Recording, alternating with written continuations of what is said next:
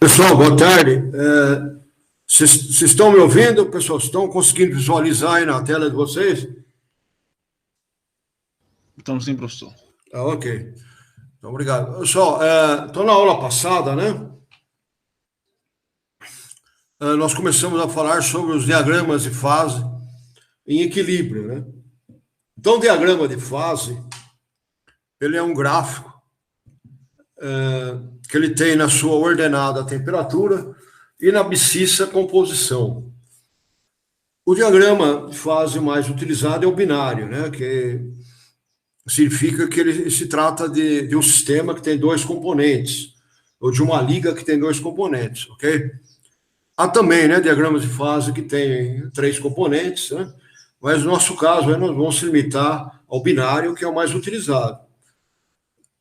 Então, através do diagrama de fase, é possível identificar que fase ou fases vão estar presentes por uma certa temperatura e certa composição. Ok? Aí nós vimos que quando o diagrama está no estado de equilíbrio, né? Significa que as fases que ele reporta são fases estáveis, né? Fases que estão numa situação de equilíbrio, né? Quer dizer, elas não sofrem mudança, não sofrem transformação com o tempo, ok? Aí nós começamos a falar dos diagramas mais simples, né? Que tem, são os homórficos binários. Esses diagramas, por exemplo, é o caso do cobre-níquel, que ele tem apenas três campos de fase, né? Então, um campo só temos a fase líquida, outro só tem a fase sólida, né? Representada com a letra grega, e o outro que tem a líquida e a sólida. Aí nós vimos as informações, né, que são possíveis de obter através do diagrama, né? Nós usamos o exemplo do diagrama binário, mas essas informações também podem ser obtidas nos outros diagramas. Então, uma informação é dada, né, a temperatura e a composição, em que campo de fase vai estar localizado o meu sistema, né? Aí eu vou ver que fase ou fases estão presentes. Também é possível determinar a composição das fases, né? No caso dele ter mais uma fase, eu traçando a linha de amarração, né, na temperatura de interesse, eu consigo determinar que fase a composição das fases presentes, ok? E vimos também que é possível determinar a fração volumétrica, né, dessas fases presentes, ok? Traçando a linha de amarração e usando a regra da alavanca. Depois, quando nós entrarmos nos diagramas de ferro-carbono, nós vamos voltar a usar essa regra, ok? Bom, agora nós vamos começar vendo, né, um outro diagrama de fase, que também é simples, né, mas não tão simples como o isomórfico, que é chamado de diagrama de fase eutético binário, ok? Bom, então esse diagrama aqui, ó, vocês estão vendo na tela, um exemplo desse diagrama é o de cobre e prata, ok? Ó, então nós estamos vendo aqui vários campos de fase. Vocês estão vendo aqui, ó, próximo à extremidade dele, junto à extremidade, né, desculpa, ó, temos uma letra grega, né, que é alfa, indica que aqui nós temos uma solução sólida, né, porque temos uma única fase, ok? Bom, essa é uma solução sólida, né, de um soluto. Qual que seria o soluto? Ó, veja bem, aqui na linha vertical, nós temos o cobre puro, ok? E nessa outra linha vertical aqui da direita, né, ela corresponde à prata pura. Bom, então esse diagrama da esquerda para a direita está variando o teor de prata. Então aqui nós temos 100% de cromo, 0 de prata. Aqui nós temos já 10%, né, de prata, 90% de cobre e assim por diante, ok? Até chegar em 0 de cobre e 100 de prata. Bom, então nós temos uma solução sólida aqui no lado esquerdo, né, que corresponde a uma solução sólida da prata no cobre, ok? E aqui no lado direito, nós temos aqui, né, no lado direito tem uma maior quantidade aqui da prata. Então nós temos agora o beta, que é uma solução sólida agora do cobre na prata, ok? Porque aqui, ó, essa linha vertical do lado direito corresponde a 100% de prata, né? Nós temos aqui, ó, a temperatura de fusão da prata, ok? Bom, agora, portanto, nós estamos vendo aí nesse diagrama dois campos de fase que são soluções sólidas, né? São monofásicos terminais. Então, essa é uma característica de um diagrama de fase eutético, né? Ele tem duas soluções sólidas terminais, ok? Bom, entre essas duas soluções sólidas, que estão aqui nas extremidades, né? Nós temos aqui um campo de fase contendo a solução a fase alfa e a fase beta. Bom, agora aqui não é mais uma solução sólida, né? Porque eu não tenho uma única fase. Eu tenho duas fases, ok? Então é um campo bifásico, solução sólida, porque só tem letra grega aqui, ok? Nós temos também um campo de fase que só tem uma fase, que é a líquida, né? E temos mais dois campos de fase aqui, que temos uma fase sólida e uma fase líquida, né? Alfa e L aqui do lado esquerdo, e beta mais L aqui do lado direito, ok? Bom, então esse diagrama também é simples, né? Só que, enquanto o isomorfo ele tem uma única solução sólida, né?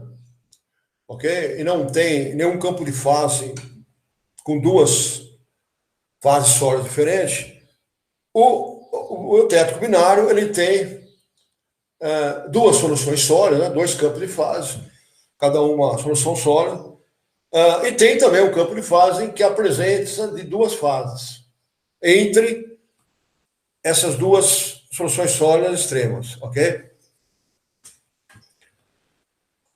Bom, então vocês estão notando aqui, ó, nesse campo de fase alfa, né, que até essa temperatura aqui de 779 graus, essa linha horizontal aqui, ó, vocês estão notando que à medida em que eu vou aumentando a temperatura, ok, eu vou aumentando a quantidade do soluto, né, que é, no caso aqui, é a prata, no cobre, ok? Então, com a temperatura de 400 graus, eu não tenho, eu só tenho praticamente só o cobre. A partir de 400 graus, né, eu posso adicionar pequenas quantidades de prata, né, que eu vou ter uma solução sólida de prata no cobre, ok? À medida que vai aumentando a temperatura, vocês estão vendo que eu posso colocar uma quantidade maior, né, adicionar uma quantidade maior de prata no cobre e mantenho uma única solução, ok? Bom, agora se eu, nessa linha aqui, que chama linha de solvos, né, que é uma linha que separa dois campos de fases sólidos, se eu estou aqui, ó, nessa temperatura, por exemplo, 600 graus. Então, até mais ou menos aqui, ó, 1% de cobre, né? De prata no cobre, desculpa, eu só tenho uma única solução sólida. Agora, se eu aumentar mais um pouco, aumentar o teor de prata, vai surgir agora uma nova fase, que é a fase beta. Então, se diz que eu ultrapassei o limite de solubilidade, ok? Então, essa linha aqui, ó, que vai do ponto C ao ponto B, né? Ela representa aqui o limite de solubilidade, ok?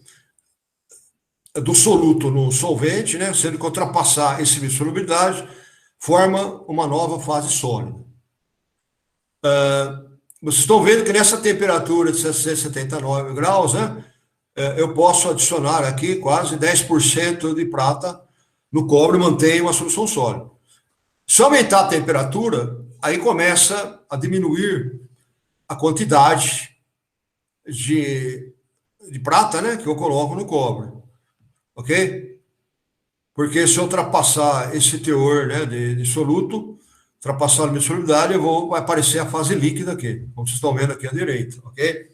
Então, o limite de solubilidade, ele é máximo, quer dizer, eu posso apresentar, adicionar maior quantidade de prata no cobre nesse ponto aqui, nesse ponto B, que corresponde a 779 graus, ok? Então, com a elevação da temperatura, aumenta o limite de solubilidade, aí chega numa certa temperatura e começa a cair, ok? Bom, o mesmo também ocorre, né, aqui no campo de fase beta, né? Então, aqui eu tenho 100% de prata, a partir de 600 graus, né? À medida que eu posso adicionar o cobre, né, e manter uma solução sólida. Ok? E à medida que eu vou aumentando a temperatura, aumenta a quantidade de cobre, né, que eu posso adicionar, mantendo uma solução sólida. Sendo que o limite máximo aqui limite de solubilidade, né, ok? É esse ponto G aqui, ó. Mais ou menos aqui uns 5%, né, de cobre, ok?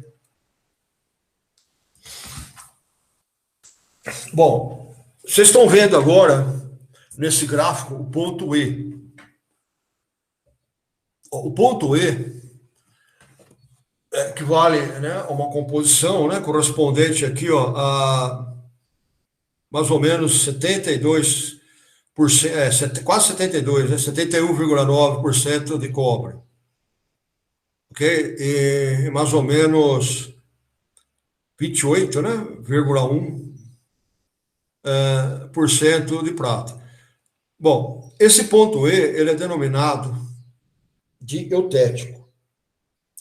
Essa composição aqui, né, 71,9 de cobre, é a composição eutética, ok? Bom, o que está ocorrendo no ponto E? Ó, durante o resfriamento, nós estamos vendo que, ó, à medida que eu vou resfriando, diminuindo a temperatura, né, eu mantenho, tá no estado líquido, ok? Quando eu chego aqui no ponto E, essa temperatura aí eutética, né, 779 graus, vai ter uma transformação de fase. A fase líquida, ela vai se transformar em duas fases sólidas, que é alfa mais beta. Ok? Então, essa reação na qual, durante o resfriamento, uma fase líquida se transforma em duas fases sólidas, é denominada de reação eutética. Ok? Eu escrevi isso, né? Depois eu vou passar para vocês. Agora, durante o aquecimento, é o contrário, né? Durante o aquecimento, a reação eutética, né? Ela vai ser de transformação da fase sólida, mais de duas fases sólidas, né? Em uma única fase líquida, ok? Então, até L, abaixo de eutética, se transforma em alfa mais beta. E durante o aquecimento, acima da temperatura eutética, o alfa mais beta se transforma na fase líquida L, ok? Então, essa composição aí, em que ocorre a reação eutética, né, ela é denominada de composição eutética, ok? E a temperatura de isoterma eutética, né, que é 779 graus, ok? Bom, então vocês notam que nesse ponto E aqui, né, ocorre a reação ponto eutético, vocês estão notando o seguinte, ó,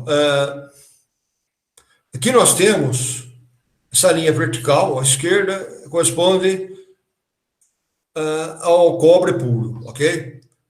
E aqui nós temos, então, ó, o ponto A, né, a transição da fase sólida para líquida, quer dizer, a temperatura de fusão, ok? E no cobre é 1080 graus. À medida que eu vou aumentando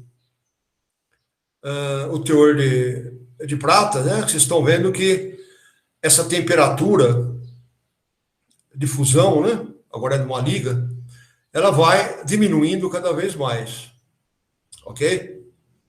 E atinge o valor mínimo aqui no ponto E, que é o ponto eutético, ok?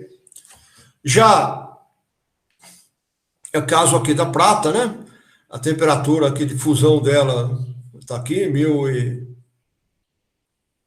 Está aqui aqui dá mais ou menos, né, um pouco de 1000 Celsius. Então, à medida que eu vou aumentando o teor de cobre, né, vai diminuindo a temperatura da liga, e ela atinge o mínimo também no ponto E. Então, esse ponto E é onde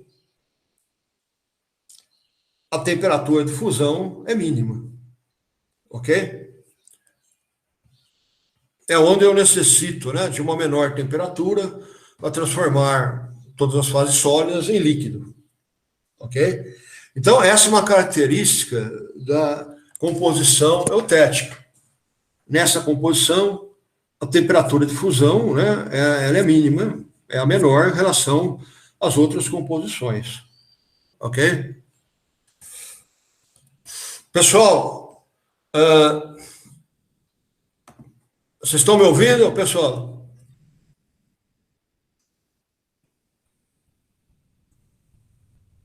Estamos sim, professor. Isso, ó. Qualquer dúvida, vocês me interrompem, ok? Vocês entenderam aí o que é reação eutética, temperatura eutética, ok? Qualquer dúvida, por favor, vocês perguntem.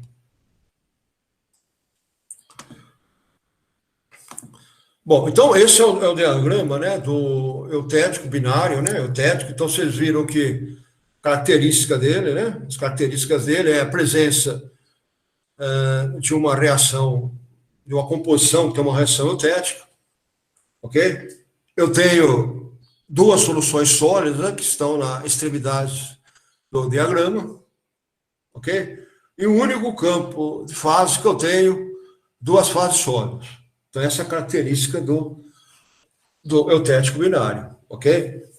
Bom, aqui nós temos o outro eutético binário, que é agora do cobre, desculpa, né, do chumbo estanho. Então, aqui nós temos, né, do lado esquerdo, aqui, ó, 100% de chumbo, ok? E do lado direito aqui, 100% de estanho. Então, da esquerda para a direita, né, está aumentando o teor de estanho. Então, vocês estão vendo, né? Nós temos também dois campos de fase, né? Das extremidades, que são soluções sólidas, né? São campos monofásicos. Entre eles, nós temos um campo de fase com duas fases sólidas, ok? E também temos aqui um eutético, que ocorre a temperatura de 61,9. Então, essa temperatura aqui corresponde, né,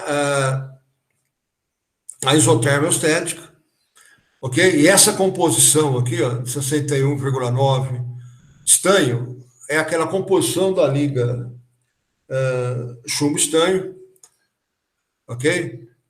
Na qual a temperatura de fusão é menor, ok? Pessoal, então essa é a composição da liga de cobre-estanho que é utilizada na solda. Ok? Hoje, né, acho que a solda mais usada para soldar, né, fios de cobre é a de chumbo-estanho. Ok? E a composição dessa liga é justamente uma composição eutética. Por quê? Porque aquela composição com a temperatura de fusão é menor. É lógico, né? Quanto menor é a temperatura de fusão, né, mais rápido, né, eu consigo soldar o material, consigo atingir essa temperatura de fusão, ok?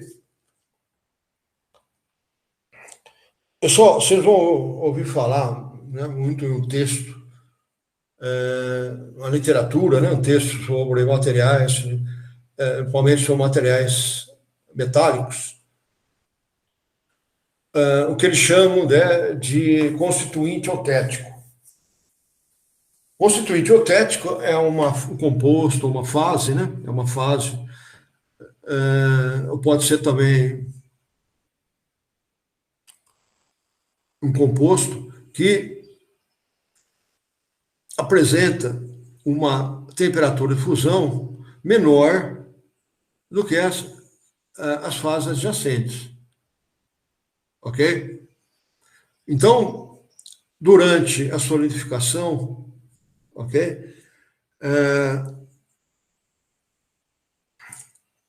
A aquela fase que se comporta como eutético é a que vai solidificar em menor temperatura.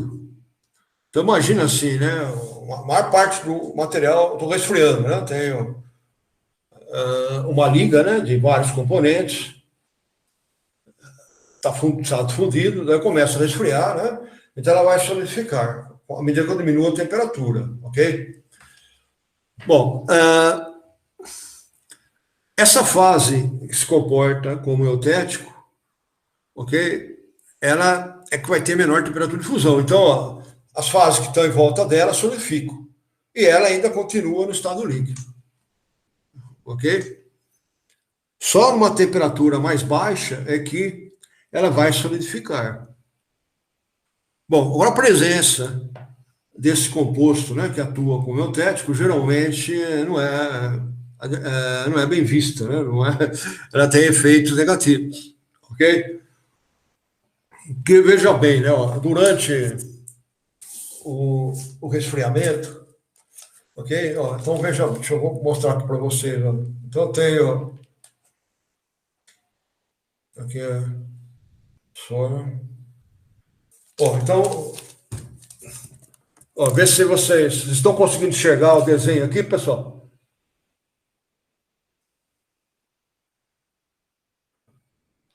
Pessoal, vocês estão conseguindo visualizar aqui no caderno?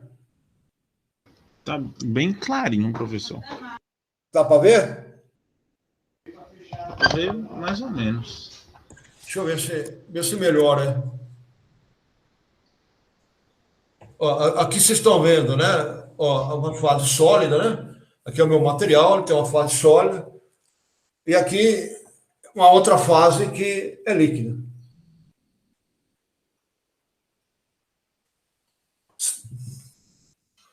Ok?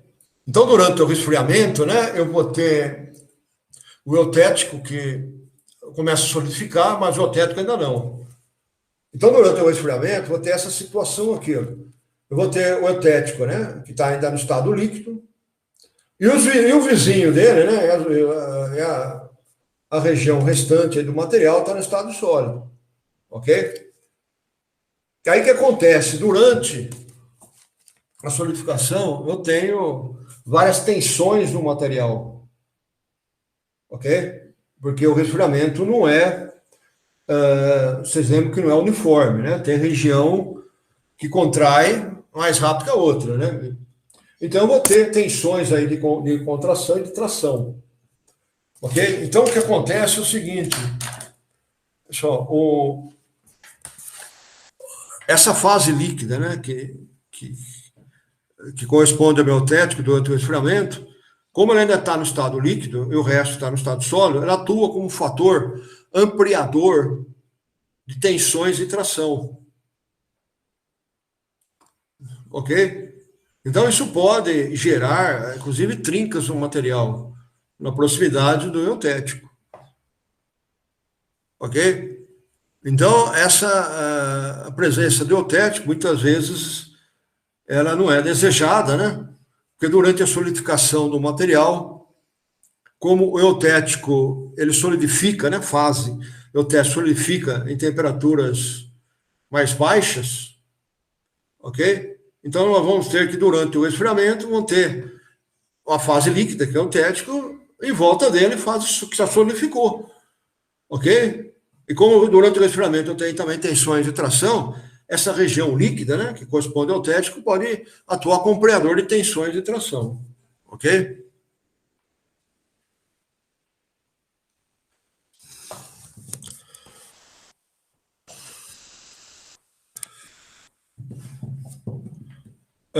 Pessoal,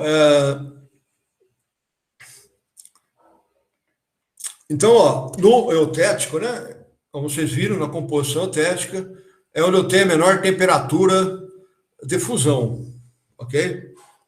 Então, aqui, ó, no eutético, vocês estão vendo aqui, ó, que essas duas linhas aqui, né, qual é a interceptação delas.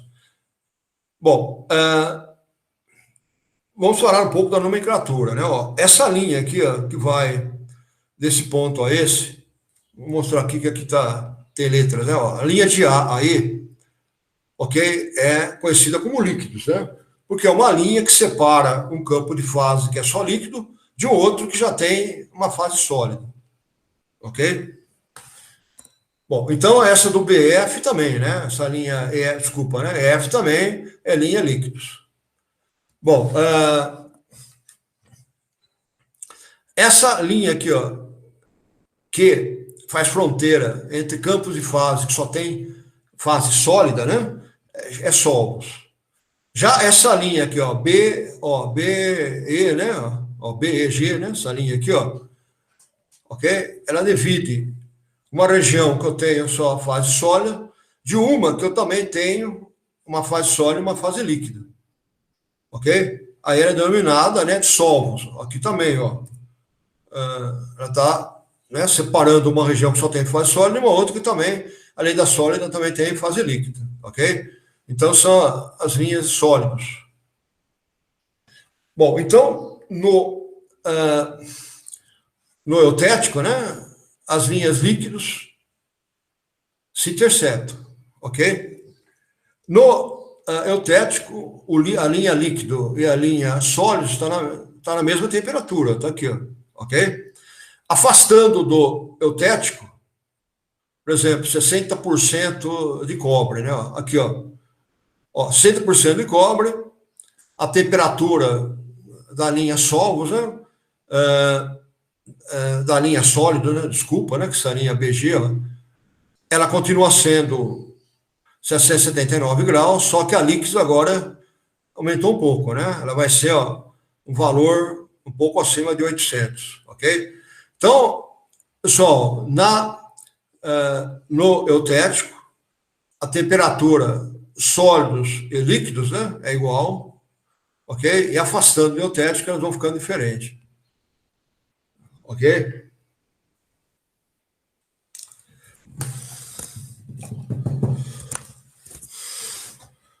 Bom, pessoal, agora vamos falar, né, um pouco sobre as reações de transformação de fase que ocorre nesse sistema eutético, né? No caso aí, por exemplo, uma liga de cobre estanho, né? Ok? Pode ser também, né, uma liga de chumbo estanho. Então, veja bem, ó, vamos pegar agora essa região aqui, ó. Ó, vou pegar esse, ó, essa região aqui, ó, em que eu tenho, né, até a temperatura ambiente, né, prolongando essa linha aqui, eu vou ter uma solução sólida, né, com um limite de solubilidade do estanho muito pequeno, ok? Bom, então vamos traçar primeiro uma linha horizontal, né, passando aqui, ok? Então seria aqui, né, ó, uma linha aqui vertical, desde a região líquida, né? Aí vai diminuindo a temperatura, ela passa por esse campo de fase que eu tenho, o sólido mais o líquido, ok? Chega nesse campo de fase que eu tenho só sólido, né? Só uma solução sólida, ok? E vai, continua, e não muda mais, ok? Não tem mais nenhuma transformação. Então veja bem, ó, acima aqui, ó, da linha aqui de líquidos, né? Ó, eu só tenho líquido, ok? Vamos supor aqui com um teor de estanho aqui muito pequeno, né? Então eu só tenho líquido, ok?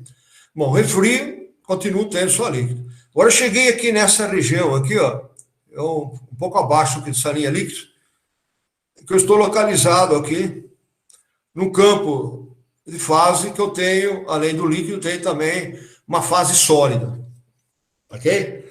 Então aqui, ó, eu tenho a fase líquida e apareceu agora uma fase sólida, que é o alfa.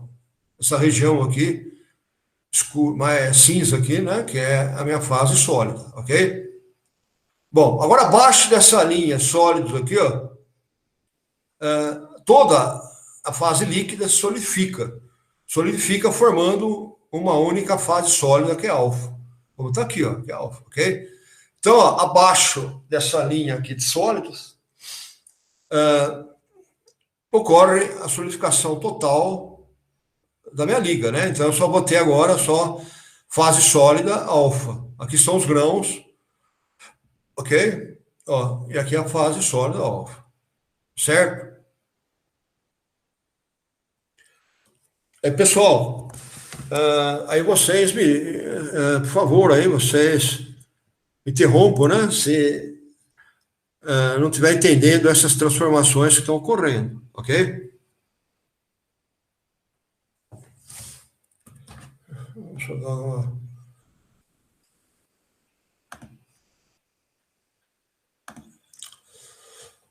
Bom, agora vamos pegar uma outra, né, composição, né, um teor maior aqui de estanho, aqui em torno aí de 15% de estanho, ok? E vamos ver o que está acontecendo durante o resfriamento. Bom, então aqui, ó, numa temperatura mais alta, né, nós temos aqui apenas a fase líquida, ok? Tem uma única fase, né? Bom, agora eu vou diminuir a temperatura, ó, chegou aqui, ó, ultrapassei essa linha de líquidos. Bom, aí, ó, estou nesse campo aqui, ó, alfa mais zero, ok? Aí vai formar uma fase sólida, como vocês estão vendo aqui, ó. Então, eu tenho a matriz aqui líquida, né, fase líquida, e tenho uma fase sólida descontínua, né, que é o alfa, ok? Bom, continuei resfriando. Bom, agora ultrapassou a linha sólida. Bom, aí, ó, eu vou entrar nessa região aqui, né, que o campo de fase é alfa. Quer dizer, é uma solução sólida alfa. Eu vou ter toda a minha liga no estado sólido com uma única fase. Então, tá aqui, ó, toda a liga no estado sólido, né, com uma única fase, que é alfa. Ok? Então, ó, até acima dessa linha, né, eu tinha uma fase líquida contendo fase sólida alfa. Abaixo dessa linha aqui, toda a fase líquida solidificou. Daí eu só botei, ó, como está indicando aqui, né, fase sólida. Ok? Bom, continuou resfriando. Agora, abaixo dessa linha aqui, né, linha solvos, ó, entrei agora num outro campo de fase que forma também a fase beta. Bom, mantém a fase alfa, né, ok? E agora forma uma nova fase, que é a fase beta, ok? Então, nesse caso aqui, a fase beta tem esse formato descontínuo, né? Então, são pequenas partículas da fase beta, numa matriz de fase alfa, ok? É quando eu tenho, durante o resfriamento, uma transformação de um estado sólido contendo uma única fase, ok? Para um campo de fase que eu tenho duas fases sólidas. Surgiu uma nova fase. Então, essa nova fase, né, ela vai precipitar, que é o beta, na fase antiga, na forma de precipitados contínuos, ok? Vocês estão vendo aqui. Bom, agora vamos ver um outro teor de estanho. Vamos ver agora uma composição eutética, ok? Ó, então, a composição eutética, né, 61,9 aqui de estanho, ó, coincide aqui, né, com esse ponto E, né, exatamente onde eu tenho a reação eutética, ok? Bom, então, o que vai acontecer, ó, temperatura mais alta, só tem fase líquida, ok? Quando chega aqui nessa temperatura de 183 graus, ó, o que vai acontecer? A fase líquida vai se transformar em duas outras fases sólidas, em alfa mais beta, ok? Só que agora, essas fases alfa e beta vão estar na forma de lamelas, ok? De camadas alternadas, alfa alternando com beta, ok? Então, aqui nós temos, né, ó, aqui a alfa alternando aqui com beta, ok? Bom, então essa transformação, né, recebe o nome de transformação eutética. Bom, então quando ocorre essa reação eutética, né, tem uma única fase líquida, se transforma em duas fases sólidas, essas fases sólidas vão estar agora na forma de camadas alternadas, ok? Diferente aqui, ó. Aqui eu tenho duas fases sólidas, mas tem uma é a matriz, né, que é o alfa, e a outra, ela é uma fase descontínua, né, ok? É numerosa e pequena, Já quando tenho essa reação eutética, né, quando formou duas fases a partir da fase líquida, essas fases sólidas agora vão estar em formato diferente, né? Vão estar na forma de lamelas alternadas, como vocês estão vendo aqui, ok? Ó, alfa, né? Aqui é alfa e aqui é beta, ok?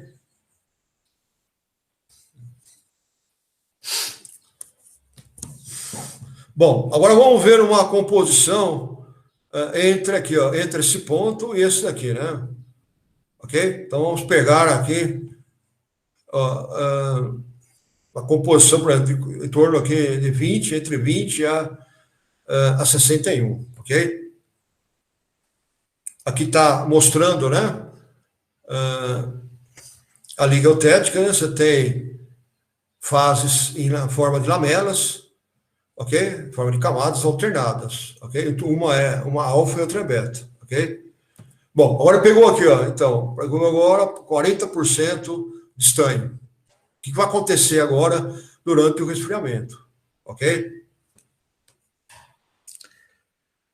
Bom, ó, temperatura muito alta, só tenho a fase líquida. Bom, vou diminuir a temperatura, ó, cruzou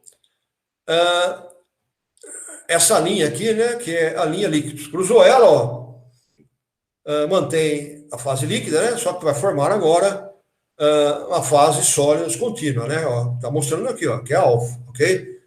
Então, bom, continue a resfriar. À medida que eu vou resfriando, vai aumentando o tamanho da fase beta e diminui o número de fases beta. Como vocês estão vendo aqui, ó, aumentou o tamanho da fase alfa, ok?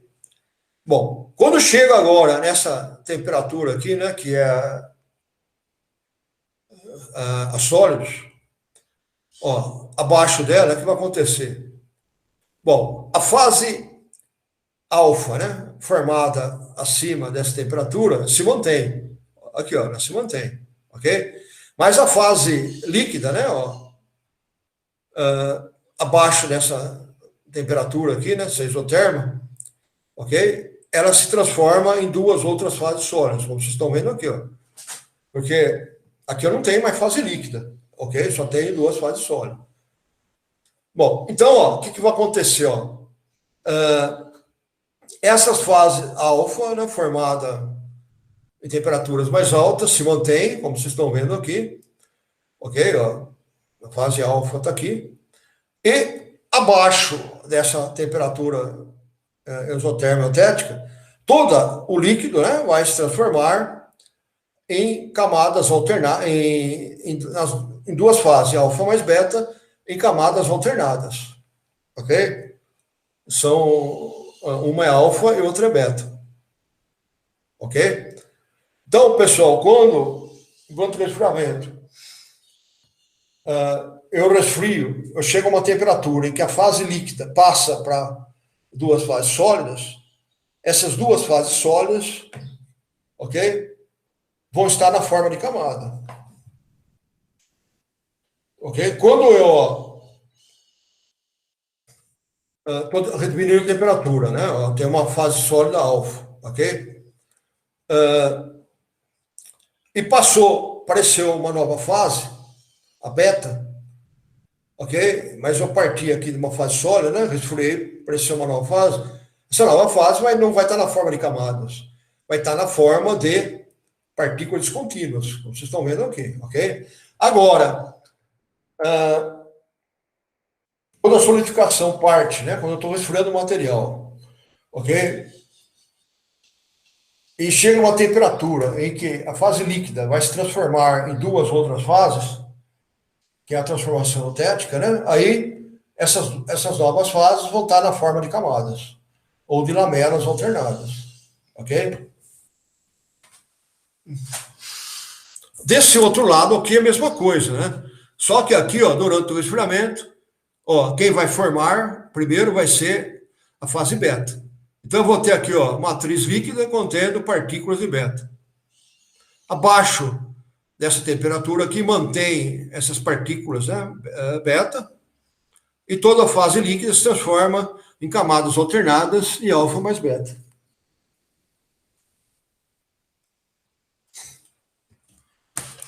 Pessoal, vocês entenderam aí essas transformações?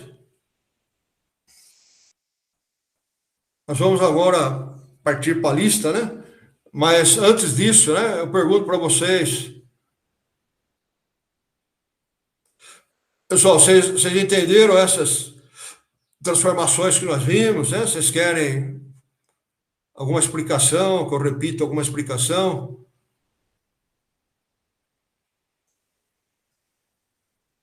Como é, pessoal? Vocês estão me ouvindo? A gente pode continuar? Estamos sim, professor. Vou continuar. Vocês querem fazer alguma pergunta? Ok? Bom, pessoal, então agora nós chegamos na metade da aula. Então nós vamos agora, né, resolver a lista, né? Ok? Então quase na metade da aula. Então vamos agora passar para a lista para vocês tirarem dúvidas, ok?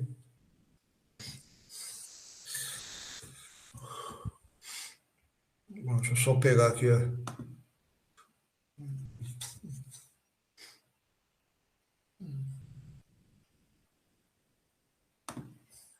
Bom.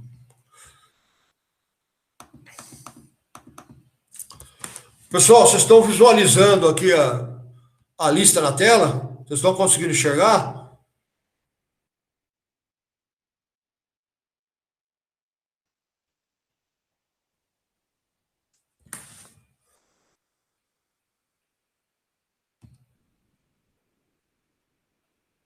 Estão visualizando, pessoal?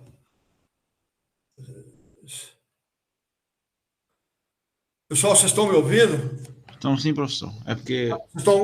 Viu, pessoal? Agora eu pergunto para vocês, né? Vocês querem começar por alguma questão? Vocês têm alguma dúvida? Alguma sugestão, né?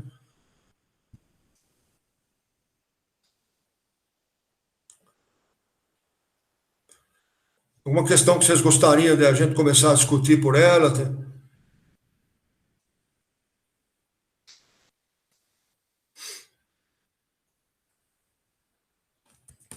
Acho que não tem uma específica, não, professor. Da primeira mesmo.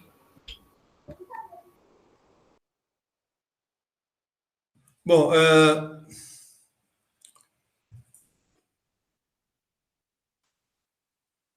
então, vamos começar. Vamos começar aí pelas primeiras, né? Ok? Porque às vezes tem algumas questões que vocês não tiveram dificuldade de encontrar, né? Mas então a gente pode responder todas, né? É isso? É isso. Então, a primeira, né? Ó, explique através dos mecanismos de deformação porque o material metálico sob fluência ele pode deformar plasticamente quando submetido a uma tensão inferior à sua tensão limite de escoamento. Bom, aí é uma questão teórica, né? Então, vocês lembram que para o material deformar plasticamente, né, eu tenho que aplicar uma tensão acima, né, da tensão limite de escoamento. Só que há algumas situações em que ele pode deformar plasticamente a uma tensão menor que a tensão de escoamento. E uma delas é a fluência, ok? Bom, a fluência então, está relacionada, né, com a temperatura, geralmente acima do ambiente, em torno de 40% da temperatura de fusão do material. Então, ó, a maioria, né, dos metais, então na temperatura ambiente, né, não só a fluência. Ok? Então, para o material deformar, eu vou precisar aplicar uma tensão, né, acima do escoamento. Só que se eu for elevar a temperatura dele, vai chegar a uma temperatura, né, acima da qual ele vai deformar. Ok? Porque essa temperatura elevada, né, ativou mecanismos que causam a deformação plástica do material, que não ocorreria em temperatura menor, ok? Então, isso significa que o material está sofrendo fluência. A deformação por fluência, ela não é uma deformação que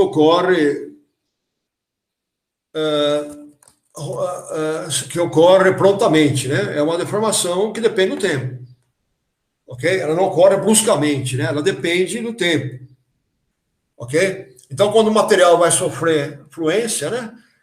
Ele está sendo submetido a uma certa carga, numa temperatura acima da qual ele sofre fluência, ele não vai assim deformar imediatamente. Ele vai, depois de um certo tempo, ele começa a deformar, e essa deformação depende do tempo, é contínua com o tempo, ok? Bom, então quais são esses mecanismos, né, que permitem que o material sofra fluência? Então nós vimos, né, que esses mecanismos são, primeiro, mecanismo relacionado com o movimento das discordâncias, ok? Que é o mecanismo de escorregamento. Porque quando eu aumento a temperatura, né, quando chega a uma certa temperatura, eu vou favorecer bastante, eu acabo favorecendo, né, o movimento das discordâncias. Eu acabo, por exemplo, formando um maior número de planos de escorregamento. Ok? Então, isso favorece, né, a deformação do material. Ok? Porque eu estou fornecendo energia, né, para o material, então as discordâncias tendem a vibrar mais, né? Então elas tendem também, facilita também o movimento delas, ok? Então vocês lembram que para temperatura, né, tensão muito baixa, a relação entre a deformação e o tempo, né, é logarítmica, né? Então essa deformação ela vai ter uma relação logarítmica com o tempo. Ok? Então, inicialmente, né, vão se movimentar as discordâncias que têm menor energia. Aí, né, depois que essas discordâncias se movimentaram, começam a movimentar as que têm mais energia. Então, a energia necessária, né, para as discordâncias se movimentar vai aumentando, né, com o tempo. Ok? Aí ficando mais difícil também de deformar. Agora, se aumentar a temperatura, né, aí vai ocorrer aqueles fenômenos, né, que favorecem muito o movimento das discordâncias, né, que é cruzamento, deslizamento cruzado, né, com uma discordância, ela encontra um obstáculo, passa de um plano para outro, a escolagem, né, positiva de discordâncias, que a discordância aresta, né, eu tenho o átomo dela que está junto da linha de discordância, né, ele se difunde, ele vai, né, para uma vacância, né, no plano adjacente, e com isso você diminui, né, a extensão da discordância, ela pula o obstáculo, como um precipitado, ok? Favorece o movimento dela. Aí outro mecanismo é da difusão entre átomos e lacunas, né? Eu traciono o meu material, essa região que está tracionada, né? Vocês lembram que forma vazios, né? Forma lacuna. E essa lacuna, ela vai se difundir para aquela região perpendicular, né? Que é aquela que está encolhendo. Então, essa região que está esticando, né? Que eu estou tracionando, forma a lacuna. E a lacuna vai se difundir ou através do contorno de grão, ou através dos grãos, para essa região que está estreitando, perpendicular a ela. E nessa região que está contraindo, né, vai ocorrer uma difusão do átomo. Ele parte dela até a região que está expandindo. Ok? Então, tem difusão aí de átomos e lacunas em sentido diferente. Ok? Com isso, né, o material sofre uma deformação. Agora, essa difusão pode ocorrer, né, através dos grãos, que é de Nabarro, né, ou através do contorno de grãos, que é de cobre, ok? A cobre ocorre a temperatura mais alta. E outro mecanismo é o escorregamento dos contornos de grãos, né? Vocês lembram quando um grão desloca, se movimenta em relação ao outro, né? aí gera uma trinca, né? Aí essa trinca, ela pode ser dois tipos, uma trinca, do tipo, ela surge a partir, né, de um ponto que tem interceptação de 3 grãos, 3 contornos de grão, desculpa, ok? E o outro a partir de uma fenda. E a trinca, né, ela atua como fator concentrador de tensão e tração, ok? E isso aumenta, né, amplia a tensão em volta dela, isso favorece a deformação do material, ok? Então, esse mecanismo ele já ocorre, né, também em temperaturas mais altas, né, e em taxa de esfriamento mais baixa. Então, tem esses 3 tipos de mecanismos, são ativados termicamente, ok? Quer dizer, eles só ocorrem, né, devido a uma temperatura mais elevada, ok? E eles são responsáveis por deformar, portanto, o material a uma tensão menor que a tensão de escoamento, ok? Isso é possível, né? Porque, como eu disse, porque a partir de uma certa temperatura são ativados esses mecanismos, né? Por isso são chamados de mecanismos termicamente ativados, que permite que o material sofra deformação a uma tensão abaixo da tensão limite de escoamento, ok? Então, aí tem, né, essa questão teórica, né, é o resumo, né, do que nós vimos. Bom, agora escreva como a presença de uma tensão estática, né, e a temperatura afetam a seleção de materiais que devem ser utilizados a elevadas temperaturas. Pessoal, então aí é o seguinte, ó.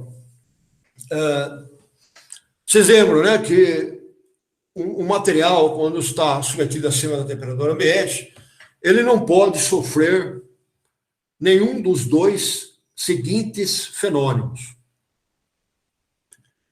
escamação, ok? Ou oxidação, e o outro é fluência, ok?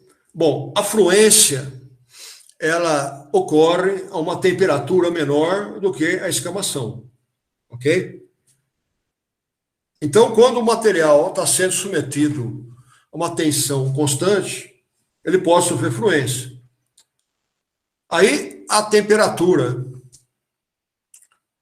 que vai determinar, né? A máxima temperatura que o material pode ser submetido é a temperatura que ele sofre fluência, a partir da qual ele sofre fluência, ok? Agora, se ele não está sendo submetido a uma tensão, ele não vai sofrer estática, né? Ele não vai sofrer fluência. Aí a temperatura limite para a utilização dele, naquela aplicação, é a temperatura de escamação. Então, recordando, né? Quando o material ele é colocado, uma liga metálica, né? Ele é colocado na atmosfera, aumenta a temperatura. Então começa a ocorrer uma reação entre o metal e o oxigênio, né, ou hidroxila, ok? Aí começa a formar, então, um óxido ou hidróxido na superfície do material. Quando esse óxido ou hidróxido assume uma certa espessura, ele passa a evitar, né, que mais átomos de oxigênio cheguem na superfície do metal, ok? E oxide ele.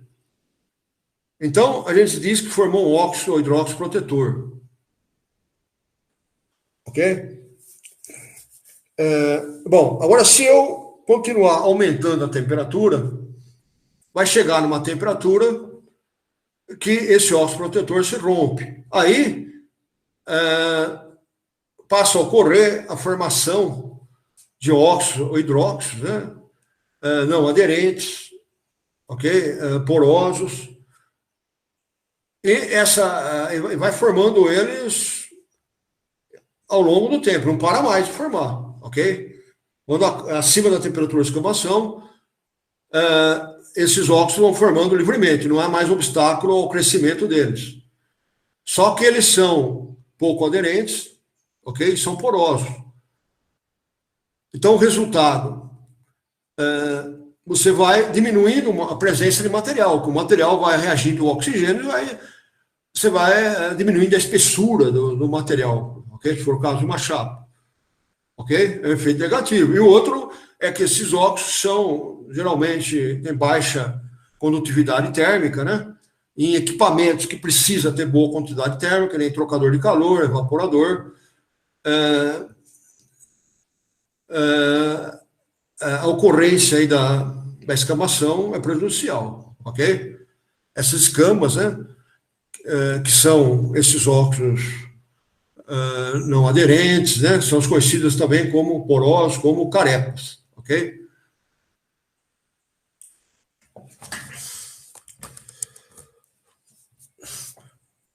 Pessoal, vocês entenderam, então, a resposta dessa questão, como a presença de uma tensão e temperatura afeta a seleção entre os materiais? Ok? Sim, professor. Depois tem uma base já. Se tiver alguma dúvida, vocês, por favor, vocês perguntem aí, ok? Bom, agora a terceira, né? Então, explique, né, como a composição afeta a resistência, né, a fluência de uma liga metálica. Bom, primeiro, né, para responder de uma maneira, ó, essa liga metálica, ela é constituída, né, por metais que têm uma alta energia de ligação, ok? Então ela tende a ter uma alta temperatura de fusão e também uma alta resistência à fluência, né? Quer dizer, a temperatura a partir da qual sofre a fluência vai ser alta, ok? Então é o caso aí, né, de ligas à base de tungstênio, né? Os materiais cerâmicos, né, por exemplo, que tem energia de ligação muito forte. Então, pessoal, quando a energia de ligação é muito forte, eu preciso de uma temperatura muito alta para romper essa ligação entre os átomos e para eles poderem difundir. E, portanto, né, para ocorrer os mecanismos que causam fluência. Ok? Bom, segundo, a composição também. Dependendo da composição, pode ocorrer a formação de precipitados que inibem a deformação por fluência. Esses precipitados são carbonetos, por exemplo, carboneto de cromo, carboneto de molibdeno, né, carboneto de vanádio, carboneto de tântalo, de zircônio, etc. Ok? Esses carbonetos, eles são pequenos, né, o suficiente para, se eles forem suficientemente pequenos, para interagir com a discordância. E se eles não se dissolverem em altas temperaturas, eles vão interagir com as discordâncias e vão dificultar o movimento delas. Ok? E, além do mais, esses carbonetos, eles vão se localizar, né? Se tiverem localizados em grande quantidade em torno do contorno de grãos, vão dificultar escorregamento dos contornos de grãos, ok? E também vai aumentar a resistência à fluência. Também, dependendo da composição, se formar precipitados coerentes, né, como nós vimos, níquel 3 titânio, né, níquel 3 alumínio, também vai dificultar o movimento das discordâncias, ok? E significativamente, porque eles vão provocar uma distorção da rede, né, em volta deles. Então, vai dificultar o movimento das discordâncias, né, que se movimentam em volta deles. A presença também, adição também de pequenas partículas, né, que são estáveis na temperatura que o material vai ser utilizado.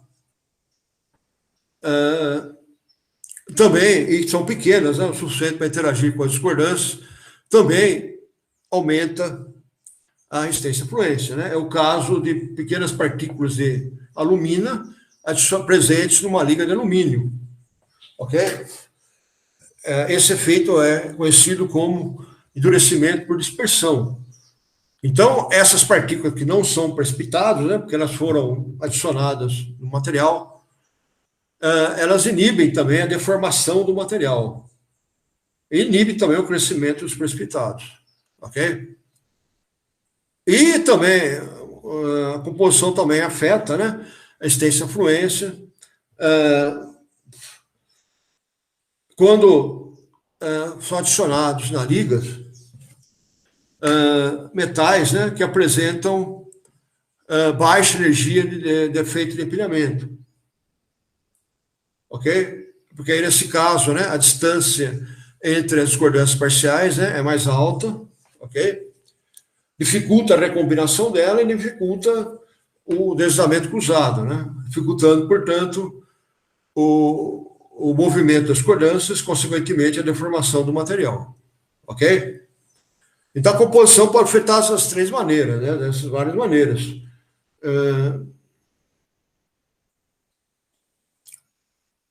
Quando tem elementos que têm energia de ligação muito alta, ok? Dificulta a difusão.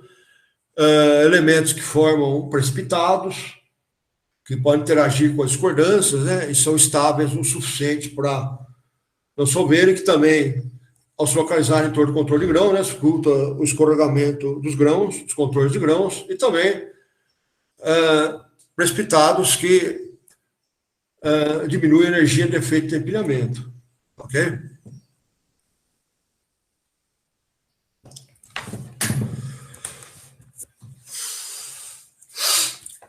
Pessoal, então até aí, vocês entenderam essa resposta aí, pessoal? Ainda, por enquanto, ainda é teórico, né? Ok? Se tiver alguma dúvida, vocês... Pessoal, já pode, então, seguir em frente aí, pessoal? Tudo bem?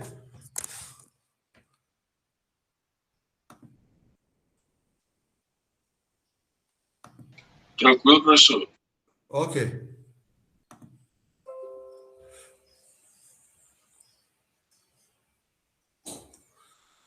Deixa eu pegar agora mais... Deixa eu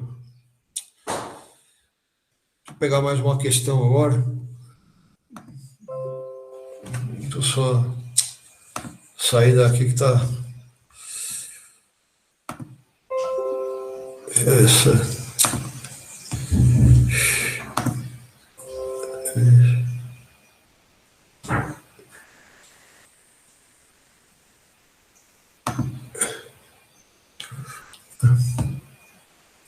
Consegui entrar aqui na lista.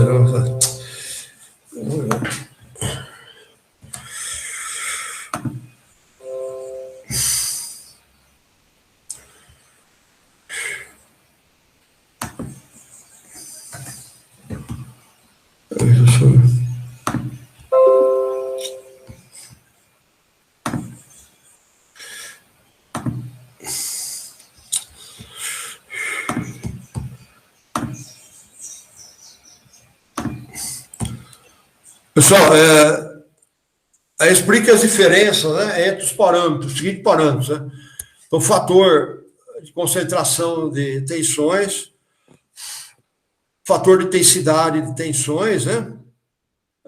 Tenacidade, fratura e deformação plana, e tenacidade, a fratura em tensão plana.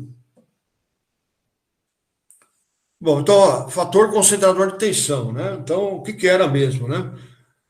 Então, vocês lembram que na extremidade de um defeito, a tensão ela é ampliada, ok? E essa ampliação depende, né, da relação entre o comprimento do defeito, raiz quadrada, né, do comprimento do defeito, pelo raio de curvatura na extremidade dele, ok? Então, vocês lembram que a tensão máxima, né, que é a tensão na extremidade do defeito, é igual à tensão aplicada, vezes a raiz quadrada, né, do comprimento do defeito pelo raio de curvatura, ok? Agora, se eu pegar a tensão máxima e dividir pela tensão aplicada, né, eu vou ter um parâmetro denominado fator de concentração de tensão, ok? Então, o fator concentrador de tensão, ele está relacionado com a ampliação da tensão de tração na extremidade do efeito. Então, essa é a definição dele, ok? Bom, o fator de intensidade de tensões. Bom, esse é um fator, é um parâmetro, né, que está relacionado com a tensão aplicada e com o comprimento do defeito, especificamente uma trinca. Ok? Então, o fator de intensidade de tensões, o K, né, ele é igual a uma constante, né, que a gente chama de Y, vezes a tensão aplicada, vezes a raiz quadrada do comprimento do defeito. Ok? Comprimento da trinca. Então, ele é, com a definição, fator de intensidade de tensões, é um parâmetro que está relacionado com a tensão aplicada no material que tem uma trinca com determinado comprimento. Bom, tenacidade da fratura em deformação plana. Bom, a tenacidade da fratura agora, né, é quando a tensão aplicada no material ou o comprimento da trinca são críticos. Ok? Então, aí, o fator de intensidade de tensões, né, ele é específico, né? Aí ele é denominado de tenacidade da fratura. Então, o que é tenacidade da fratura?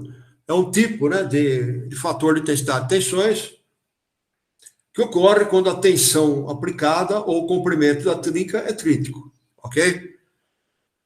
Bom, agora, essa tenacidade, a fratura, ela pode ser em deformação plana ou em tensão plana. Então, vocês lembram, né, que a tenacidade, a fratura, ela vai diminuindo à medida em que o material que contém a trinca, né, mas é uma placa que contém a trinca, a espessura da placa que contém a trinca vai aumentando. Ok? Só que, a partir de uma certa... onde o material tem uma certa espessura, né? A partir de uma certa espessura, a tenacidade da fratura não aumenta mais. Ela fica constante. Quer dizer, a tenacidade da fratura passa a independer da espessura. Aí nós temos, então, uma condição de deformação plana. Ok? Então, qual é uma condição de deformação plana? Ok? A condição de deformação plana é quando a tenacidade, a fratura do material, independe da espessura dele. Ok? Bom, agora quando a tenacidade de fratura, né, depende da espessura, aí ela é denominada de tenacidade de fratura em tensão plana. Tensão plana, a tenacidade de fratura depende da espessura e a deformação plana não depende. Bom, agora a tenacidade, a fratura, né, ela é definida também como a resistência do material à fratura frágil na presença de uma trinca. Ok? Então, essa é a definição da tenacidade à fratura, que é a resistência do material à fratura frágil na presença de uma trinca. Ok? E ela está relacionada com o produto, né, da tensão com a raiz quadrada no comprimento da trinca, sendo que ou a tensão ou o comprimento da trinca são críticos. Ok? Bom, agora a tenacidade, a fratura em deformação plana é quando a tenacidade, a fratura independe da espessura do material. E quando ela depende, é tenacidade, a fratura em tensão plana. Ok?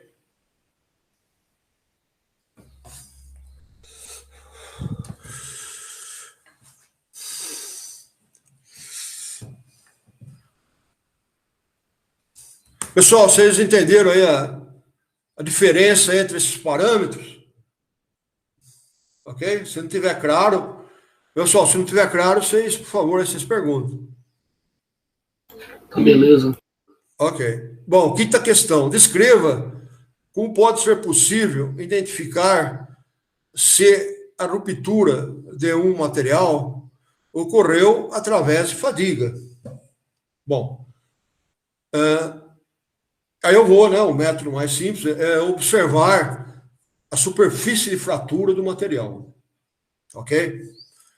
Bom, então eu posso fazer uma observação visual. Então eu limpo, né, meu material. Se tiver produto de corrosão, né, dou uma lixada nele, bem leve, né? Ou lavo com sabão, né? Seco ele, que é o melhor. E aí eu vou observar se tem aquelas trincas, chama trincas de praia, né? Tem um formato semicircular. Se tiver esse formato, posso dizer, ó, sofreu ruptura por fadiga, ok? Geralmente é isso que ocorre. Bom, agora, se eu não visualizo essas trincas de praia, tem um formato semicircular, eu faço uma análise por microscopia eletrônica. E vou ver se eu vejo agora marcas, né, na forma de estrias, que surge a partir, né, de um certo ponto e se espalham na forma de estrias. Ok? Então, se aparecer também uma marca em forma de estrias pela microscopia eletrônica, né, de varredura, eu posso dizer que o material sofreu fadiga. Ok? Agora, se não aparecer nenhuma desses sinais, né, dessas marcas, aí não é conclusivo. Aí eu não posso dizer que o material não sofreu fadiga. Ok? Então, a análise da morfologia dá apenas para dizer se ele sofreu fadiga.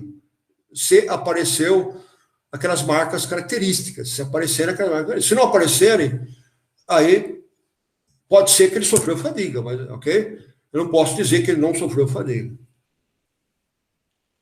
Ok, pessoal?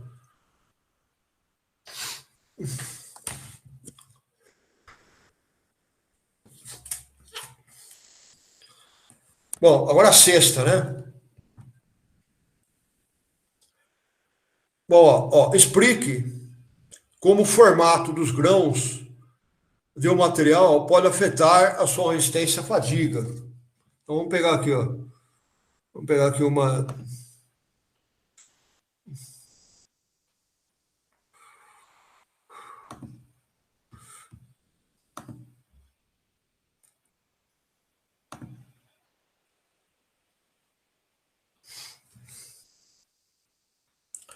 Pessoal, a resistência à fadiga de um material, ela depende da nucleação da trinca e da propagação da trinca, ok?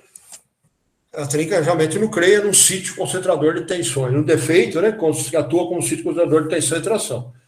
Então, quanto mais fácil for a nucleação da trinca, menor vai ser a resistência à fadiga do material, ok? Bom, e por outro lado, né, quanto mais fácil for a propagação da trinca, né, quer dizer que ele vai ser menos resistente à fadiga. Bom, o formato dos grãos, ele influencia nessa dificuldade que a trinca tem em propagar. Isso é fácil de a gente visualizar, ok? Então, veja bem, né, a trinca se propaga, né, tanto através do grão como através do contorno de grãos. Então, veja bem, aqui nós temos grãos axiais, né? Ok? Ó, então, a trinca está se propagando aqui, ó, através do contorno de grão, ok? Ó. Bom, agora vocês notam que quanto mais regular for o grão, o percurso que a trinca vai percorrer no contorno de grão é mais irregular. Ok? Então, como que o tamanho de grão influencia na resistência à fadiga? Ele influencia, ok? Porque ele afeta a propagação da trinca. Quanto mais irregular for o grão, o percurso percorrido pela trinca vai ser mais regular. Aí a resistência, a fadiga tende a ser mais elevada. Ok? Aí, pessoal, vocês entenderam aí essa relação? Ok?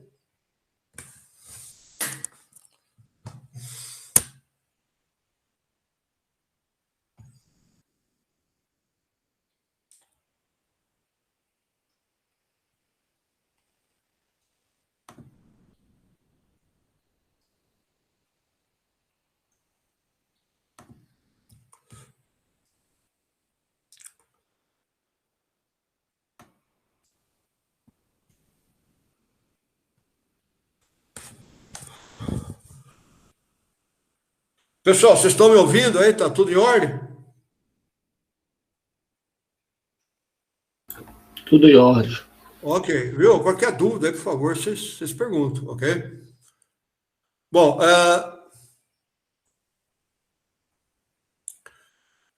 agora, em relação à temperatura de transição do núcleo frágil, ok? Então, explique como a microestrutura e a composição de um material metálico pode afetar a temperatura de transição do núcleo frágil, ok? Bom, então, primeiro a microestrutura, né? Se o material tem estrutura cúbica de face centrada e não é um material frágil, né? Que não tem alta dureza, alta resistência mecânica, né? Ele tem uma boa ductilidade. Aí esse material praticamente não vai sofrer transição do núcleo frágil. O caso, né, das ligas de alumínio, ligas de cobre, ligas de os ácidos oxidáveis austerítico, ok? Já se ele tem, se é cúbico corpo centrado, né, se ele é hexagonal, né, compacto, aí ele vai ter transição do núcleo frágil, ok? Agora, se ele for muito frágil, né, o material cúbico corpo centrado, mas ele é muito frágil, aí qualquer temperatura, a tenacidade dele vai ser baixa, né? Ele vai se comportar como material frágil. Aí não tem também temperatura de transição do núcleo frágil, ok? Bom, agora em relação à composição, né? Então nós vimos que o teor de carbono influencia bastante, maior teor de carbono, a temperatura de transição do núcleo frágil tende a ser mais alta, ok? O material, né, tende a ser menos tenaz. E essa faixa de temperatura, né, na qual ocorre a transição do núcleo frágil, ela é maior, conforme é maior o teor de carbono. Então, vocês lembram que quando o teor de carbono é muito baixo, né, por exemplo, 0,1%, a temperatura de transição do núcleo frágil é mais baixa. E a faixa, né, de temperatura na qual essa transição ocorre, ela é bem pequena, ok? É próximo de uma única temperatura. Aí vocês viram que tem, né, elementos como o manganês, que, ao contrário, né, do carbono, em vez de aumentar a temperatura de transição, ele diminui, ok? Então, quando eu tenho, né, uma alta relação, né, de manganês, carbono, né, eu tendo a diminuir a temperatura de transição do frágil, ok? Aí tem também, né, outros elementos, né, que aumentam a temperatura de transição do frágil, é o caso do molibdeno, ok? O caso do fósforo, né, até uma certa composição, do silício também, ok? Bom, então isso está dentro, né, naquela parte que nós vimos de fatores que afetam a temperatura de transição do núcleo frágil, ok? Bom, agora vamos para a oitava, né? Bom, não, ainda aí na sétima, né, também, em termos de microestrutura, a gente pode esquecer também do tamanho de grãos. Então, vocês lembram, né, que à medida em que diminui o tamanho de grãos, a temperatura de transição do ducto frágil, ela diminui bastante, ok? Então, o casco de navio, né, por exemplo, a temperatura de transição do ducto frágil vai existir, né, porque o casco, ele é geralmente uma liga à base de ferro, né, cúbica de corpo centrado. Então, mas ela tem que ser a menor possível, ok? Para o casco não se comportar como material frágil em altas temperaturas. Então, ela tem que ter baixos teores, né, de enxofre, ok? De fósforo, né? E principalmente alto refino de grãos, que é o caso dos aços microligados, que tem tamanho de grão muito pequeno. Então, além de ter, né, baixo teor de enxofre, de fósforo, eles têm os grãos muito pequenos, então a temperatura de transição do ducto frágil fica bem baixa, ok? Fica abaixo de menos 60 graus, ok? Bom, agora a oitava, né? Então, descreva, né, 2 métodos a partir dos quais é possível determinar a resistência ao impacto de um material sob condições de elevada taxa de deformação. Compare esses métodos em relação às condições nas quais eles devem ser aplicados.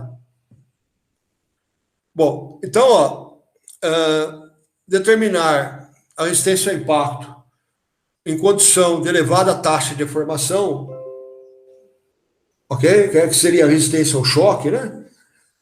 Isso é feito através dos ensaios de impacto. Bom, então nós vimos um tipo, seria o ensaio Charpy ou ISOD, né?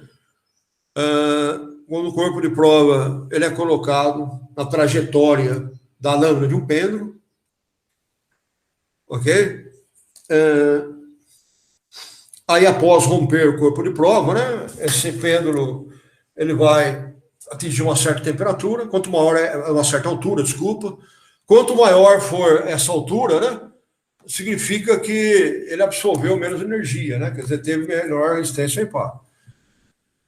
Bom, o que limita, é muito usado esse ensaio Charpy ou ISOD, a diferença deles, né, está na posição, né, um é colocado horizontalmente, outro verticalmente, ok? O Charpy é colocado na posição horizontal e ISOD na vertical. Bom, agora outro tipo de ensaio é para amostras com maior dimensão. Porque no Charpy e ISOD o tamanho das amostras é muito pequeno, né? Alguns centímetros só, ok? Facilita a ruptura delas. Só que nós vimos que a resistência ao impacto ela é muito afetada pela presença de defeitos no material. Ok? Então, quando o material que eu preciso avaliar esse impacto de ter uma espessura alta, dependendo da região, né, dele, vai ter uma variação grande no número de defeitos. Ok? E no formato de defeitos também. Então, a resistência ao impacto, se eu fizer pelo ensaio Charpy ou ISOD, ok? Ela pode dar um valor de resistência abaixo ou diferente, né, do que da resistência real. Ela pode dar um valor de resistência acima de qual é a resistência real do material. Ok? Porque veja bem, ó, eu pego uma pequena parte do meu material. Né? Eu tenho uma peça grande, né, que eu quero avaliar a resistência ao impacto, mas eu pego uma peça pequena dela, uma parte pequena desse material, ok? Aí pode ser que essa região que eu peguei tenha poucos efeitos. Aí a resistência ao impacto vai ser maior do que ela seria do restante do material. Ok? Então, para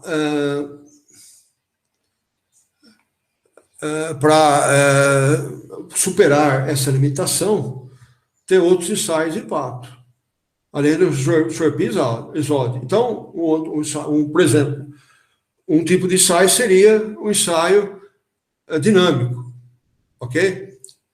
No qual o corpo de prova tem uma elevada dimensão. Ok? Aí ele vai estar mais próximo, né? Os ensaios mais próximos, os resultados vão estar mais próximos da resistência real do impacto de uma peça grande. Ok? Então, esse ensaio de impacto dinâmico, né? O corpo de prova chega a ter 30 centímetros de espessura, seria um Sharpie gigante. Ok?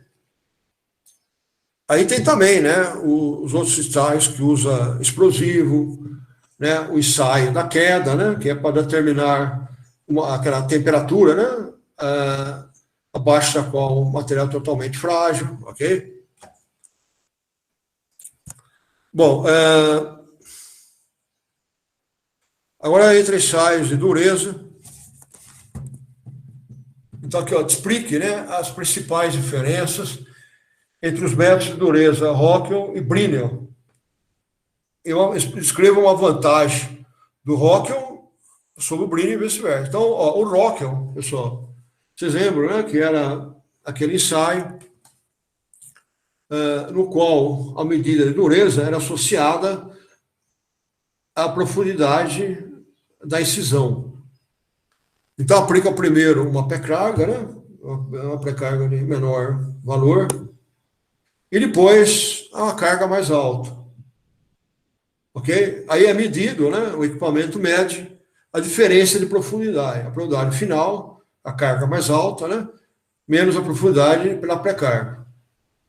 Aí ele associa essa profundidade ao número de dureza. Então, maior altura, né, maior extensão dessa profundidade, maior profundidade, menor dureza. Menor profundidade, maior dureza, né, porque significa que o material apresentou maior resistência à ação do penetrador. Bom, já o Brinell, né, o Rockwell também, desculpa, ele também tem várias escalas, né, que variam de acordo com o tipo de penetrador e o tipo de carga. Então, o Rockwell normal, aí tem o Rockwell, né, que é superficial, que é uma carga menor. Certo? Bom, e o Brinell, ele usa, né, cargas mais elevadas do que o Rockwell, tem uma única escala, a extremidade dele é uma esfera de diamante, mas desculpa, né, esfera de aço, desculpa, endurecido, e a dureza é associada à largura da cavidade, ok? Ao diâmetro da cavidade. Então, maior diâmetro, né, tende a ter menor dureza, ok? Bom, então a diferença, as principais diferenças, né, são que o Rockwell tem várias escalas, o Brinell tem uma, ok? No Rockwell, a meia dureza é baseada na profundidade da cavidade, né? No Brinell, no diâmetro da cavidade, ok? O Brinell usa carga mais alta. Então, a vantagem do Rockwell sobre o Brinell, ok? É que o Rockwell, né, é o equipamento que mede a profundidade e não o operador, ok? Então, a possibilidade de ter erro é menor, ok? Já no Rockwell, né, é o operador que vai medir com o microscópio o diâmetro da cavidade. Okay? Aí, esse diâmetro tem que, para ele estar bem definido, né, a peça tem que estar, a amostra tem que estar muito bem plana. Senão, você não vai visualizar lá uma esfera, ok? Vai ser regular. E, por outro lado, o Brinell, ele usa a carga mais alta, ok? Então, ele permite determinar a dureza de materiais muito duros, né, que o Rockwell não conseguiria. Ok? Pessoal, uma parada aí, só para vocês falarem para mim, né? Vocês entenderam até agora, né? Essa diferença entre o Rockwell e o Brinell. Tá claro aí para vocês, pessoal? Estão me ouvindo aí, pessoal? Tudo bem?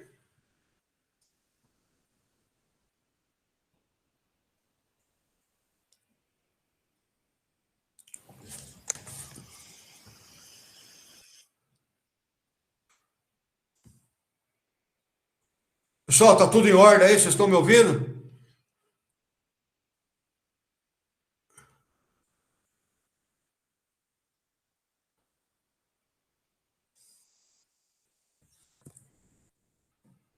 Beleza, Pessoal, professor. beleza. Bom,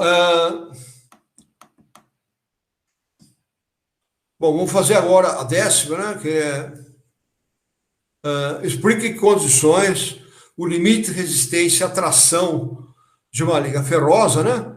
Pode ser determinado através do ensaio de dureza. Então, nós vimos, né, que determinados metais, como uma liga ferrosa, a dureza é diretamente proporcional ao limite de resistência à tração, ok? Então, se eu entro num gráfico que tem medidas de dureza, né, e medidas de resistência à tração, eu faço ensaio de dureza, eu entro nesse gráfico e vejo o limite de resistência à tração correspondente, ok? É muito mais fácil eu fazer um ensaio de dureza do que um ensaio de tração para determinar o limite de resistência à tração, o RLT. Porque a dureza, você vai precisar de um equipamento mais barato, é um ensaio não destrutivo, ok? Você não precisa preparar um corpo de prova padronizado, então é bem mais fácil. Mas para mim fazer essa correlação entre dureza e RT, né? Quer dizer, para mim determinar o RT através de ensaio de dureza, a dureza no meu material tem que ser totalmente uniforme. Então, essa é a condição, ok? Porque a dureza, eu avalio ela na superfície do material, ok? Então, o penetrador, né, ele vai penetrar aqui a partir da superfície do material, ok? Se nessa região da superfície a dureza for maior que no restante do material, eu não posso correlacionar a dureza com o LRT. Ok? Porque nesse caso, eu vou estar avaliando a dureza apenas de uma pequena região. Eu estou fazendo uma medida numa região pequena do material, que é próxima à superfície dele. Ok? Enquanto que o LRT, através da tração, né, ele corresponde, né, a todo o meu material, e não apenas àquela região da superfície do material. Ok? Então, por exemplo, se eu tenho uma amostra que foi endurecida por cementação, nitratação, então essa região da superfície dela, ela vai ser mais dura do que no interior. Ok? Só que ao fazer um ensaio de tração dessa amostra, né, para determinar o RT, eu estou levando em conta a resistência mecânica de toda a peça, e não só da camada endurecida. Ok? Aí, o ensaio de dureza não pode ser comparado com o ensaio de tração. Ok? Porque o ensaio de dureza, no caso, né, da dureza no seu uniforme, tem uma superfície mais dura, ok? Ele está representando apenas essa região endurecida. Então, o LRT correspondente a ele, a essa dureza alta, não é o LRT que representa o material como um todo. Ok? Porque a dureza no restante do material, né, tirando essa região endurecida, ela é bem menor. Ok?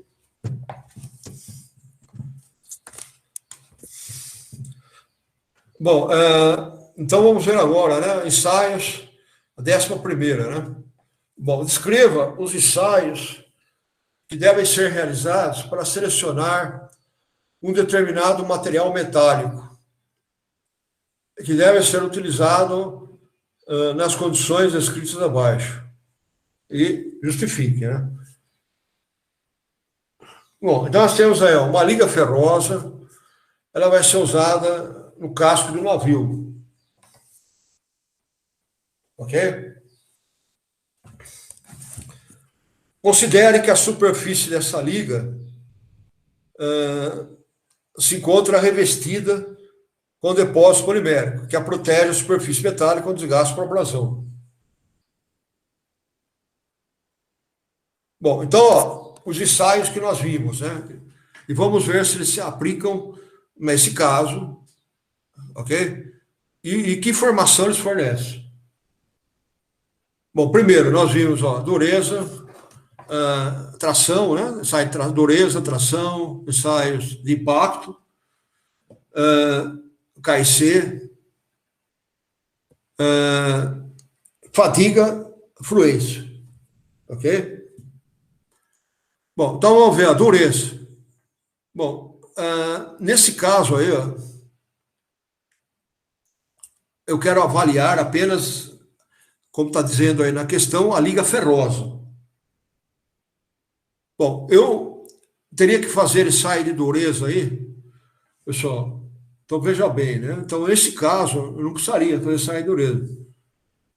Ok? Porque a dureza, ela tem uma relação com a resistência ao desgaste por abrasão, ok? Então, quem tem maior dureza, né, tende a ter maior resistência ao desgaste por abrasão, ok? Então, para avaliar a resistência ao desgaste por abrasão, nesse caso aí, eu não obteria nenhuma informação analisando o casco, porque o casco vai estar revestido com o depósito polimérico. Então, quem vai ter que resistir ao desgaste por abrasão é o depósito e não o casco.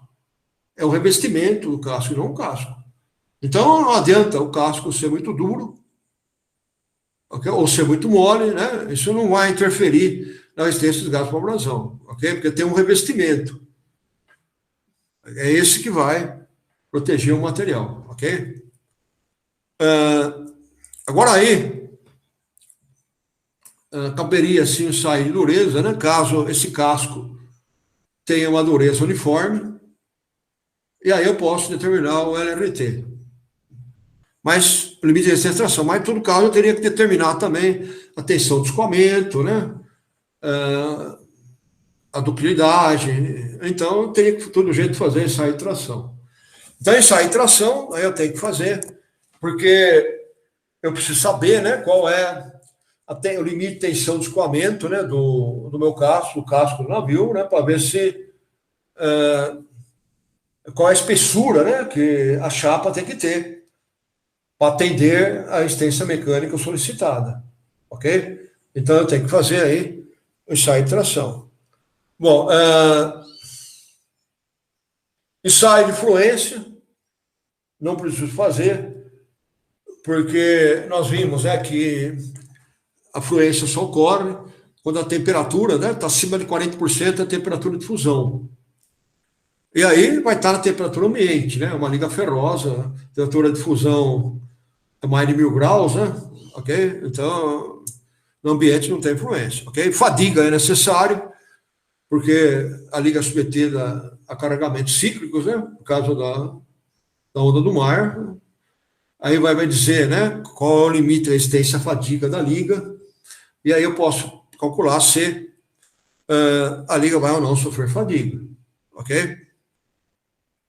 Ensaio de impacto também é essencial, porque além de determinar a resistência ao impacto, eu vou ter que determinar também, através do ensaio de impacto, a temperatura de transição do frágil, para me saber se naquela água, né, na temperatura da água que o casco vai estar em contato, ok?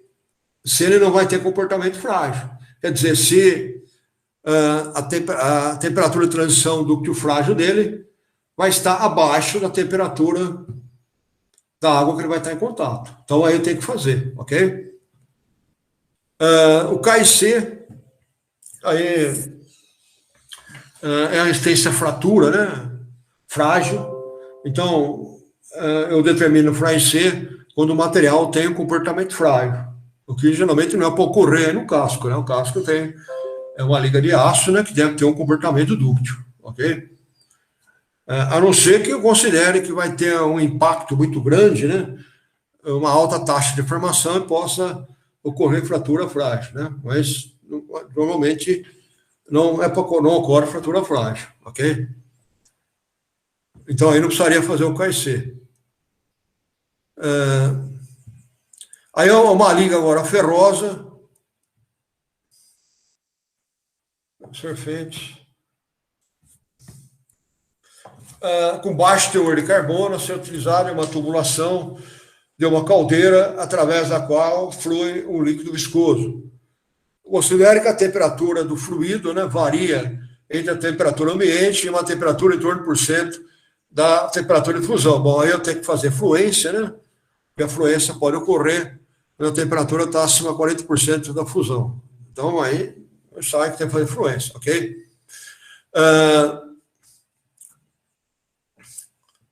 A tubulação, aí,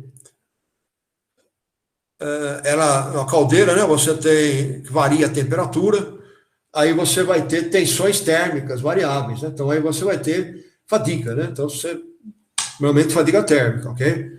Aí tem que fazer o ensaio de resistência à fadiga do material. Também pode sofrer impacto, né? Porque na hora que forma o vapor, ele pode receber uma carga bruta, né? A alta taxa de deformação, ok? Bom, o líquido é viscoso, né? O fluido é viscoso. Aí, então, é interessante saber a dureza do material, ok? Ensaio de tração, né? Para saber qual é a resistência, se a tensão de escoamento do material vai ser acima, né?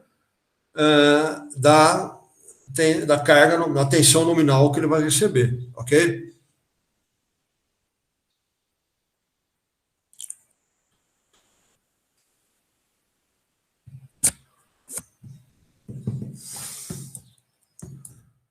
Bom, e a 12ª, né? Explique em que condições a tenacidade à fratura em uma deformação plana predomina sobre a resistência à fluência de um material, na seleção de um material sendo utilizado numa caldeira. Bom, numa caldeira, né, você pode ter aí um comportamento frágil, né, porque você pode variar bruscamente, né, a tensão aplicada, né, então ele pode sofrer impacto. Aí você pode ter fratura frágil, ok? Então aí, nessa condição, você pode aplicar o KIC. Agora, em que condições a tenacidade, a fratura predomina sobre a resistência à fluência? Então, vamos ver o seguinte, geralmente numa caldeira, né, o que limita a aplicação dela é a temperatura de fluência, ok? Então, o material que eu vou utilizar, ele tem que ter uma temperatura, né, de fluência, né, a partir da qual ele só a fluência, acima da temperatura de operação. Ok? Ilumina sobre bom, então, não basta o meu material ter maior KIC. O caso do aço 1040, ele tem alto KIC. É desejável, nesse caso, né? Vocês lembram que tem maior KIC, tem maior comprimento crítico da trinca, né? Ok? Então, essa é uma vantagem grande. Ok? Mas, se o material vai sofrer fluência, eu tenho que ter certeza que na temperatura em que ele vai ser utilizado, ele não sofre fluência. Ok? Então, então não adianta nada ter maior KIC, mas não resistir à fluência naquela temperatura. Agora, se eu tenho vários materiais e todos eles resistem à fluência àquela temperatura, aí sim eu vou escolher um material baseado na tenacidade da fratura, deformação plana. Ok? Então, a condição em que ela predomina, né, o KIC predomina, é quando os materiais a serem selecionados, ok, resistem à fluência naquela temperatura. Ok? Aí sim eu posso usar o critério de quem tem maior KIC. Ok? Pessoal, vocês entenderam aí essa questão, pessoal? Vocês querem que eu repita de novo?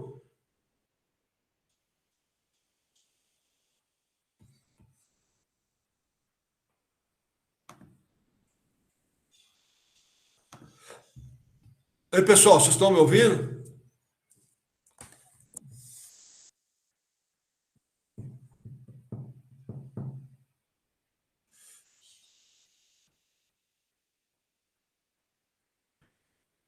Pessoal, vocês estão me ouvindo? Ok? Pessoal, vocês querem fazer mais alguma pergunta aí, tá? Já chegamos aí no final da aula. Ok? Pessoal, então, se vocês continuarem tendo alguma dúvida, né, na lista, né? Vocês podem perguntar aí na aula de quinta-feira, ok? Perguntar por e-mail, né? Não tem problema nenhum, ok, pessoal? Então, na quinta-feira, a gente continua falando de diagrama de fase, né? E depois, quando terminar a aula, eu passo a prova para vocês, ok? Professor, Pode falar. a prova vai ter na segunda-feira, né? Oi? A prova vai ter na segunda-feira, né? Isso, pode entregar até segunda-feira, meio-dia, No dia. ok? Pessoal, então, boa tarde para vocês aí, né? Então, até bom final de dia aí, então até terça-feira, até quinta-feira, desculpa. Valeu, professor. Ok, então, pessoal. Valeu, professor. Boa tarde.